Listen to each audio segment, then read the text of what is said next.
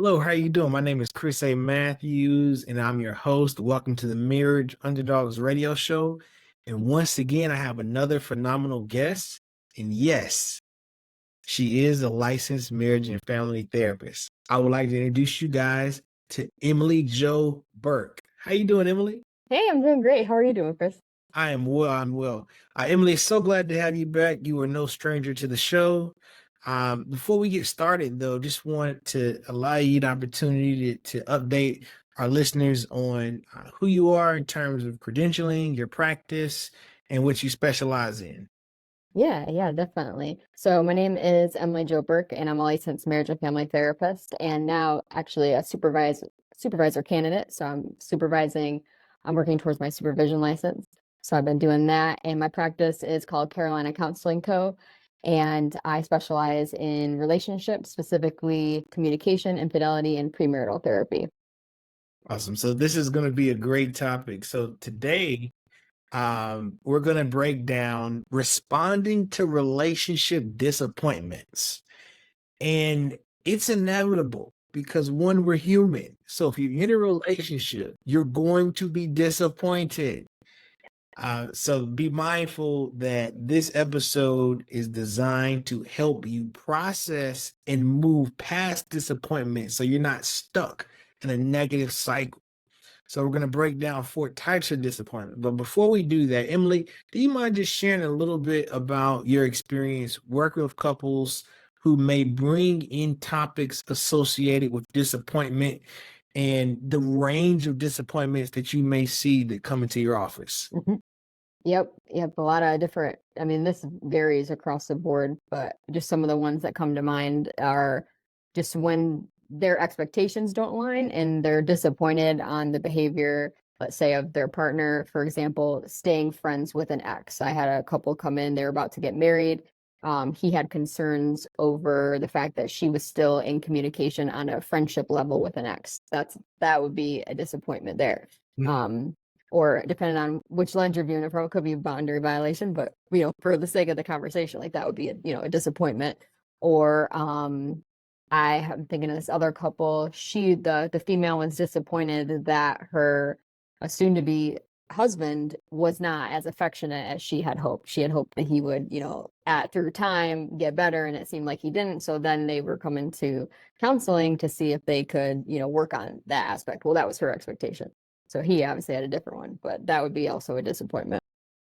Absolutely. And what I'm hearing, Emily, when you talk about the first couple who the partner was disappointed that his spouse decided to remain friends with an ex, that's a high level of disappointment because it sounds like they may not have had a conversation around expectations. So Right. disappointments align and correlate with expectations. Mhm. The second partner or the second couple you described when you discussed being disappointed around the levels of affection. And that's a conversation to be had, right? And we're going to talk about different ranges of disappointment. Usually we save the skill set to the end of the episode, but I want to bring it to the front because initially we have to be direct and we have to be direct in what our intent looks like. We also have to be clear in communicating those attempts. We have to check in and then we have to hold each other accountable.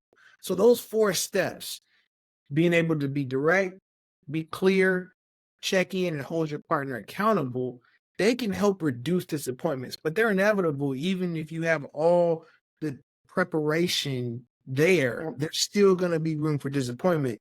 And one of the things that I look at with couples, being able to assess your disappointments through your lens. So the first lens that you would assess your disappointments through would be, are you giving your partner the benefit of the doubt? Emily, talk to us about couples who give each other the benefit of the doubt and what's required in order to give your partner the benefit of the doubt. All right. Yeah, that's a really good question. So when you said that, what came to mind was one of Brene Brown, her talks on giving grace, and a part of the trust. I think it was the Braves exercise that she does. and giving grace to your partner or giving them the benefit of the doubt. So assuming the best, not assuming the worst. And some of the requirements for that would be, well, one, you trust your partner. So that needs to be in place. And I guess you want to expect the best. So you think well of your partner. And I think those would be one of the two that come to mind. But that giving grace is a big thing. It's hard to love someone if you don't trust them. Absolutely. Grace and trust are two huge words in giving the benefit of the doubt. And in our therapeutic community, working with couples, we're used to the metaphor or the analogy around the bank account, the pie withdrawals, right? Yep. When you have a partner who's delivered time and time again, then they should essentially be in a surplus when it comes to keeping their word and building that trust. So it's easy to give your partner the benefit of the doubt when they have a history of keeping their word, when they have a history of delivering on what they said they would do, and those actions are coming through. That rhyme, say what they do. Right. But that's the benefit of the doubt. So anybody who's listening and you're asking yourself, man, why doesn't my partner give me the benefit of the doubt? Well, you may not have a good track record. The same way you have a credit score, you can have a relationship credit score based on your ability to deliver more often than not. So that would be when we give our partner the benefit of the doubt. And what examples do you have, Emily, when working with couples where you've seen partners be able to utilize the benefit of the doubt? Oh, yeah. So this might be, this one's a little bit harder to get to, but this one comes up a lot with my infidelity cases. So I'll say, while we're reestablishing that emotional safety, I ask that hurt party, we have to at least give a chance for that trust to be rebuilt. So give the benefit of the doubt. Like, let's say we're doing like a trust exercise of trusting, hey, I'm going to be home at this time. And okay, I'll give you the benefit of the doubt. And I explain actually to them that they have to, try. I know it's not going to feel comfortable, but you have to create the opportunity to create trust. And through that, you have to give them the benefit of the doubt. And I'm trying to think of another example, but a lot with infidelity I've seen. Then it's just, I mean, even the cases where there hasn't been a breach of trust, you see that too. So, and then that's when I'll ask the questions, well, has there been a breach of trust? And then sometimes they'll be, well, no, there hasn't. Okay, like then you have good reason to give them the benefit of the doubt, because I have people here that don't have a good reason to give the person, the benefit of the doubt, and they're still actually trying. So it's really, I get it. It's hard. It's hard. I love your response, because something that I want to highlight, you said giving your partner the opportunity to gain or rebuild back your trust. Yes.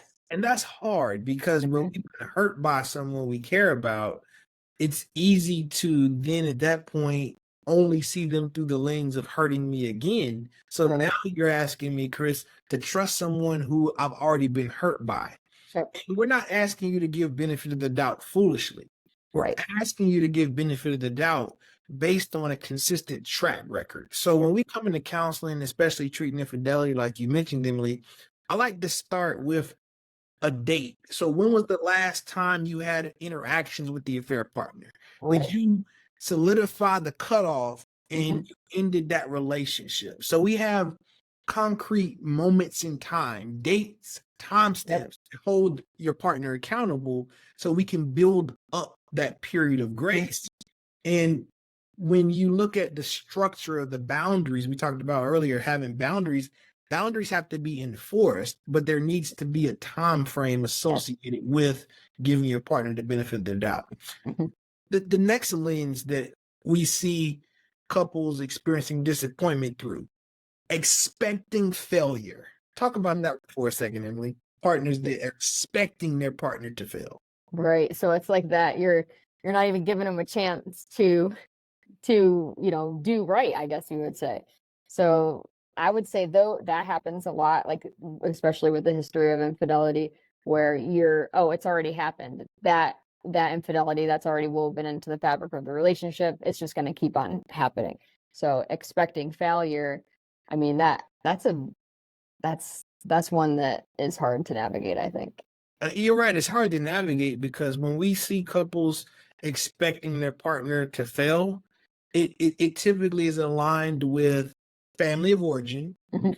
It can also be aligned with a thinking error. So if we're looking at Right. using cognitive behavior therapy that addresses thinking errors, the always, you always Right. are late. You Mhm. never do the dishes, right? Those All or nothing. never statements, all or nothing. At that point, you're now expecting your partner to fail.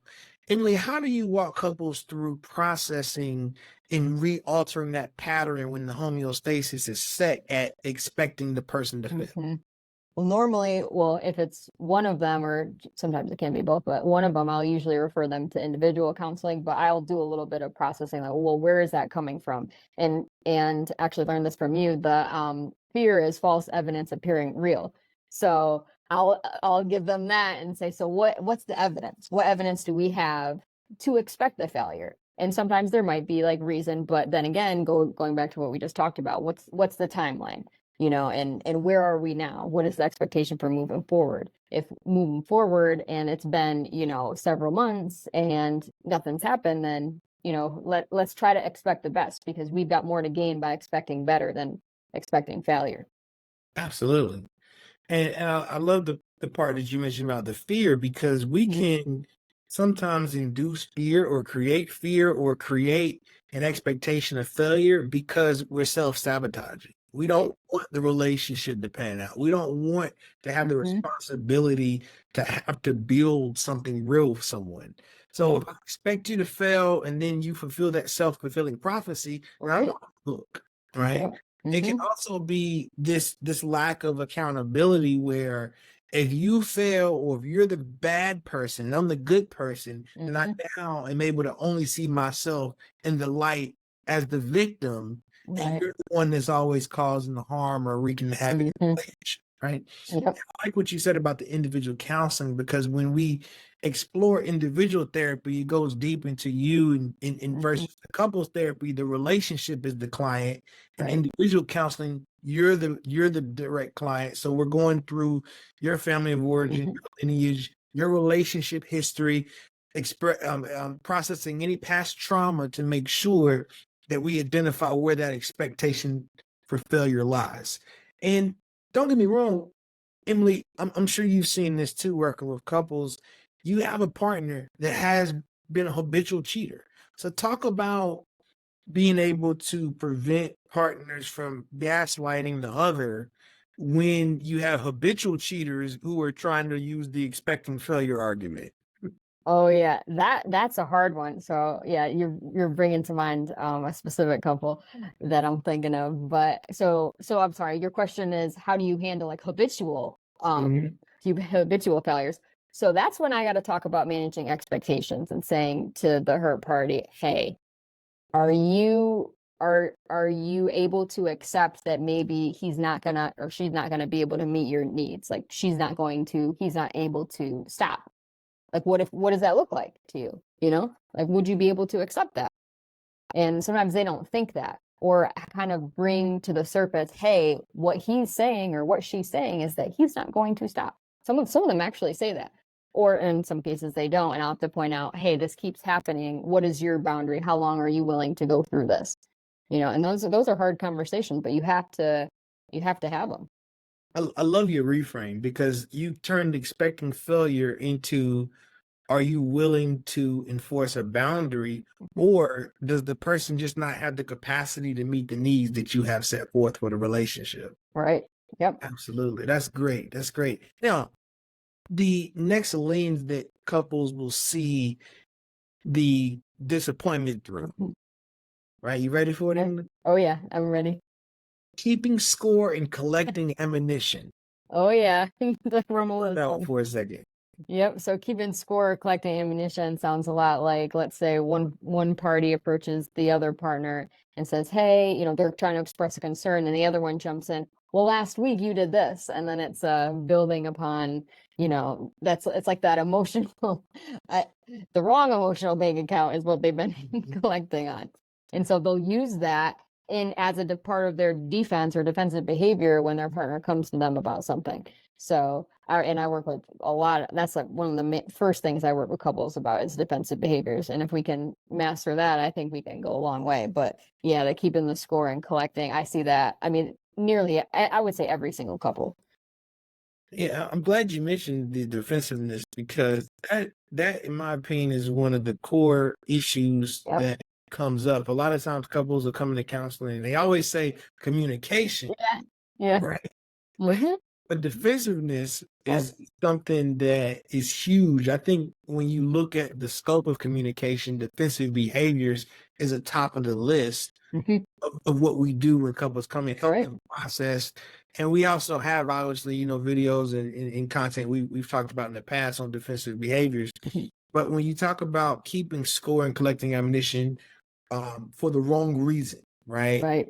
It's Yep. being used to once again not be held accountable. Yes, that. Mm-hmm. And then another thing too is, this was said by a comedian, right? It was a joke. It was a female comedian. She was mentioning how she would not leave her husband if he cheated.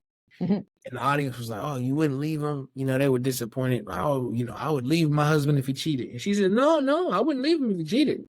And then, you ready for the punchline. Then the comedian, she says, "Because for the rest of the marriage, if he did anything wrong, right? Or if I did anything wrong, right? All I would have to do is bring up that moment. Remember when?"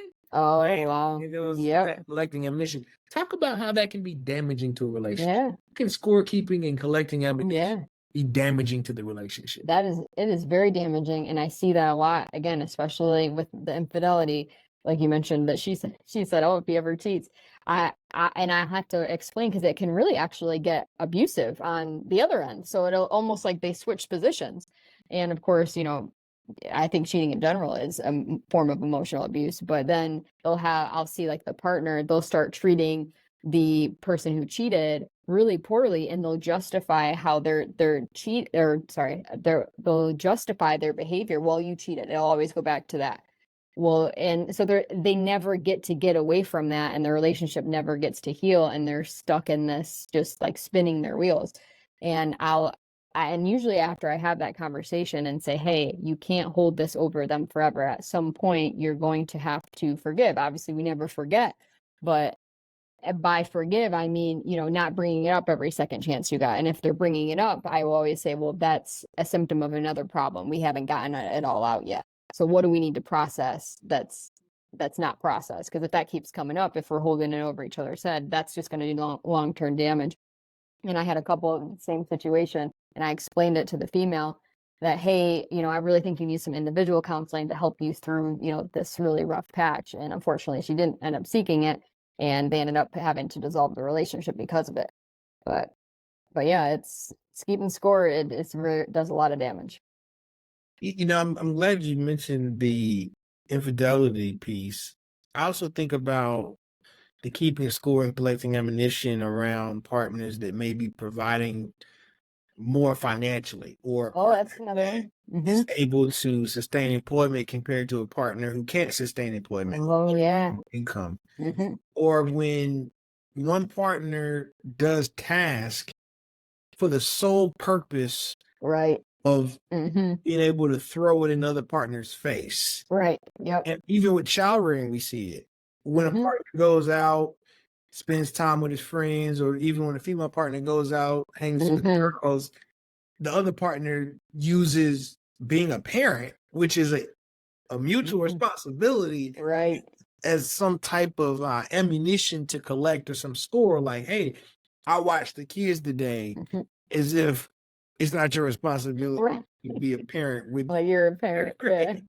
Don't get me started, because men in particular will say, they watch their kid. I'm like, "You're not a babysitter, you're a father. You're supposed to Right. watch the kid. Yeah, exactly. Yep. You don't get credit for being a dad. Right. You're Yeah, supposed yeah. to be there watching it. It's your kid." That's right. Um, or when someone does a chore, like they do the laundry, or they do Yeah. the dishes, or they cook. So Mhm. I think to avoid keeping score, there needs to be a defined role. Yeah. Right. And I'm quoted for saying this often, Emily. when you join with a partner in a relationship, you're supposed to create more value with that person Mhm. than what you would have had just by yourself. Right. So if your relationship doesn't increase the value that you would have had just by yourself, then why be in the relationship? Right. Mm-hmm. So the keeping the score and collecting the ammunition can also be used as a way to coerce or make someone do something. And that doesn't work. Like you said, in his Mm-hmm. relationship burned out and those partners broke up. Yep. Yep. No one wants to feel like they're in a jail cell in the relationship. And Absolutely. that's what exactly what that keeping score does. I like that example too. No one wants to feel like they're in a jail cell in a relationship. And no one wants something to come back up. Right. Processed it, Yeah. Right. let it be gone. Let it lay down. Don't bring it back up again because now you're living in the space of the disappointment. Right. And Yep. and when we do narrative therapy is about extracting the problem from the person. So the person's action disappointed you, but if you make them out to be a disappointment, Right. Yeah. for a second. Yeah, that's a really good point. Separating the person from the problem, which would be the disappointment or the behavior.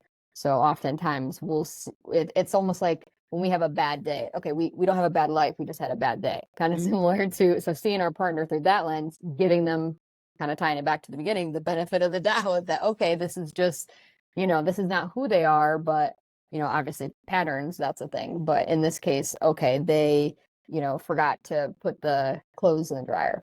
Okay, that's a disappointment, right? That would be a relationship disappointment. But giving grace there would be, that would be an opportunity for grace instead of being like, oh, they always talk about all or nothings or absolutes. Oh, they always do this. They never remember, instead of highlighting our partner's good qualities. I think it's fairly easy to focus on the bad or the disappointment. And I don't think no one's 100% perfect. So I think getting used to, relatively speaking, to relationship disappointments and knowing how to navigate them is what we need to do. Absolutely. And when you talk about being in a position to acknowledge that nobody's perfect, especially your partner, and we ride these emotional highs and lows, it's easier to feel a gut wrench of disappointment by your partner because you invest so much emotional energy into being with that person, and you can hold them on a pedestal because when they make you feel really, really good, it's really, really good. Yep. And when they make you feel bad, it's really, really bad. Making sure that your partner has that grace or that undertone of just humanity in general, right? Because the higher you are, the harder and the faster you fall. So Yep. I like that you're describing helping couples keep things even keel. So when disappointment does hit, which it will, Right. not gonna be so gut wrenching. Right. Yep. I love that. Now the last lens that partners will see disappointment to, and this is a big one. This is a big one. And just before I share, this particular one, in my opinion, is something that could destroy not just the relationship with you and your partner, but the relationship your partner may have with your family, your friends, your church members, or whomever else, right? You ready for it, Emily? Oh yeah. Turning toward others instead of turning toward our partner. So when we're disappointed by our partner, and then we tell everybody about it, but not talk to our partner about it. Talk about the damage that can do in a relationship. Yeah, that should be the first person you talk to, but too many times we see that that's not what happens. So the reason why there's a few reasons why that. So triangulation, talk about triangulation. Let's say, and I've had many clients. So for example, I had a client who would always talk to their mom whenever they were having issues with their partner, their wife, and so their mom would talk about keeping score, would keep score or keep almost like a tally in the back of their mind of how many times they were in a fight or she did this or she did that, and his mother began to resent his wife. And see, they're going to repair, and that's what I always tell my couples, you're going to repair whatever small fight, whatever big fight, you guys are going to repair and get past it. But who's not going to forget is that person that you told, and normally it's a friend or a family member. So and then that erodes that relationship. So now they're having a problem and she doesn't even know why. Like, why is mom acting different towards me now? Well, and every time I talk to her, I'm telling her something bad about you. So like that erodes the relationships. There's many ways. I mean, the trust between the two. I can't trust that you're not going to, go to your mom or go to your friends, and no one wants to have that kind of relationship, but some people do, because that's might have been the way that they learned to cope when they were younger. They never learned to face the problem head on. And I find the most healthy relationships are the ones that handle the conflict themselves and don't triangulate anyone else into what's going on. Absolutely, because we do it because it makes us feel better, right? Right. Yep. Sugar rush. Yep. It's like a sugar rush. It's not gonna last that long, but it's enough for someone to stroke your ego, and they tell you about how bad your partner was and how right you were, and you feel better for that moment. But long term, it's gonna destroy the relationship your partner could have with that person too. Yep. And turning toward others instead of turning toward our partner when we're disappointed. Being able to go to the person, your partner, who disappointed you, and keep it in context to the event, and not Right. allow that action to be how you see your partner completely. And I also believe that disappointments are indicators that can lead to negative behaviors. So if your partner is exhibiting consistent actions that lead to you feeling disappointed, then that's a behavior at that point, right? So depending on the health of your relationship, for those that are listening, if you're having a constant flow of disappointment, your partner forgetting to come home when you make a dinner, or they're always late to an appointment, they're always forgetting to show up on designated dates that you guys might have set that are important. They're forgetting to be an active and participant in your co-parenting, or the interaction with your children, or even the animals. They're forgetting to do household chores or duties, and it's consistently happening. Now that's a behavior, but instead of turning toward other people, turn toward your partner. And if you guys get stuck, then invite a therapist or a trained professional in to help you, because when you turn to a therapist, it's different. Talk about, Emily, how turning to a counselor or a therapist is different than just turning to a friend or a family. Well, one, they're non-biased, or they should be. They're not biased. They don't have any skin in the game, so to speak. They're not a family member. They're not going to hold anything against either one of you. They're, like you said before, they're there to treat the relationship, not those individually.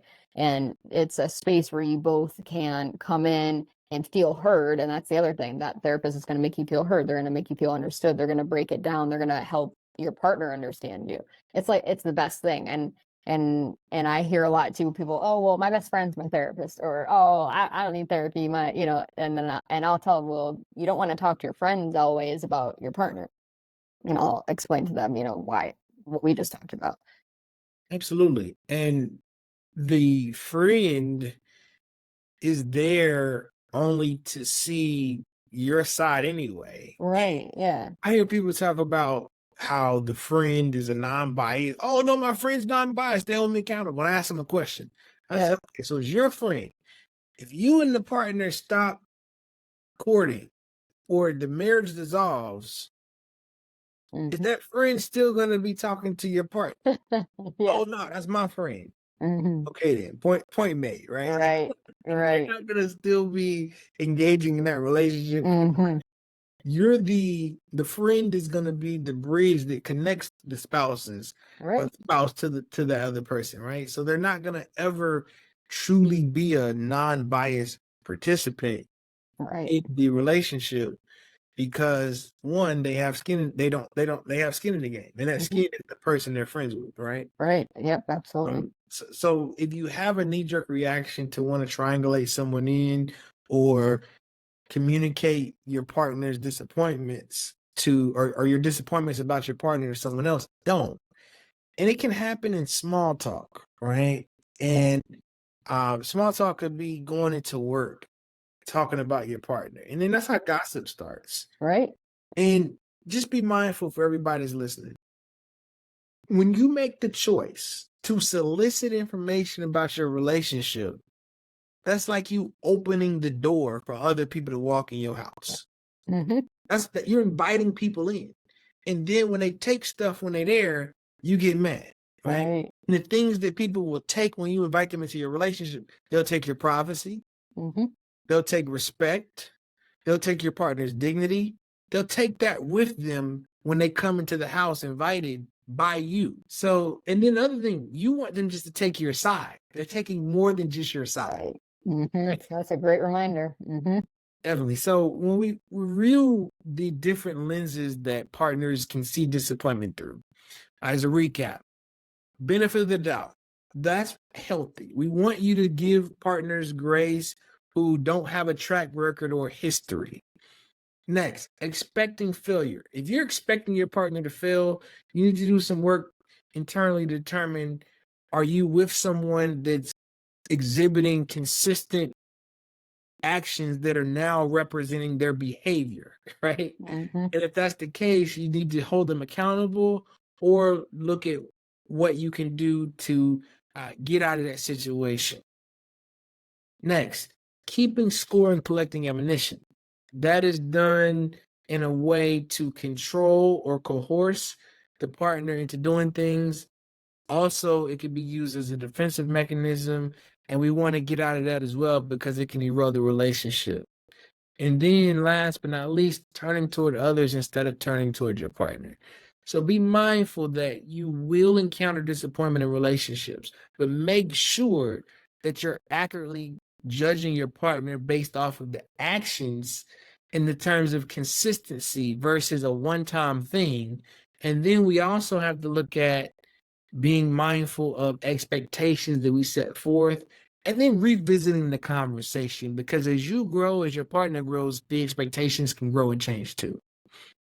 Definitely. Emily, final thoughts on working with couples who come into your office that encounter disappointment, or just some tips that the listeners can get to encapsulate what we've talked about today so they have a better understanding on how to respond to disappointments in their relationship. Yeah, definitely. Well, I think you summarized it really well. I don't think I have anything to add beyond that besides just staying more positive and looking at the good more than the bad. Because I think it's really easy to, take a paintbrush and paint our partner one color when there are multiple different colors. Absolutely. So definitely keep that in mind for sure. Absolutely.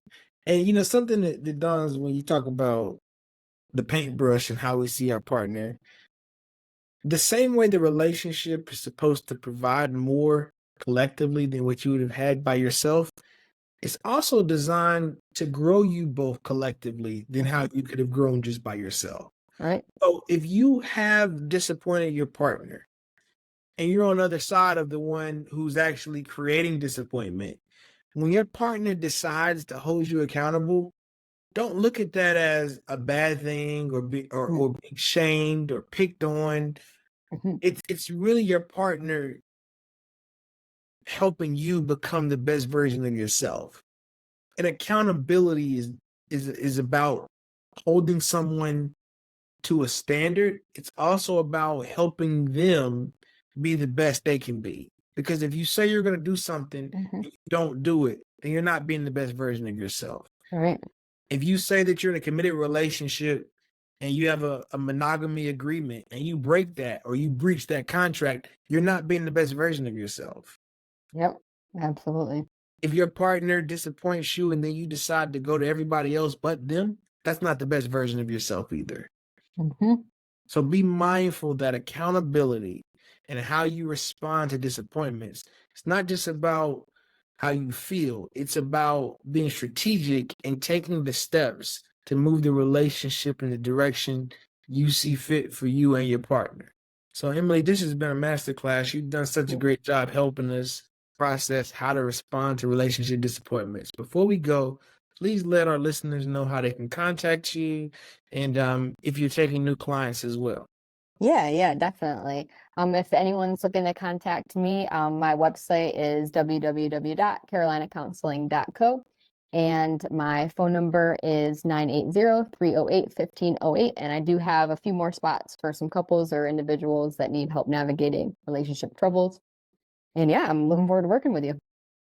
Awesome. Emily, once again, you are a fan favorite to the show. Thank you. I know we'll have you back in the Yep, future. I'll be back. Thank you. And Thank you, Chris. definitely. And for those that are listening, you've been tuning into the Marriage Underdogs radio show. We drop new episodes every Tuesday at 10 a.m. on Apple Podcasts and Spotify. We appreciate your support and we look forward to you tuning in to the next episode. Thank you.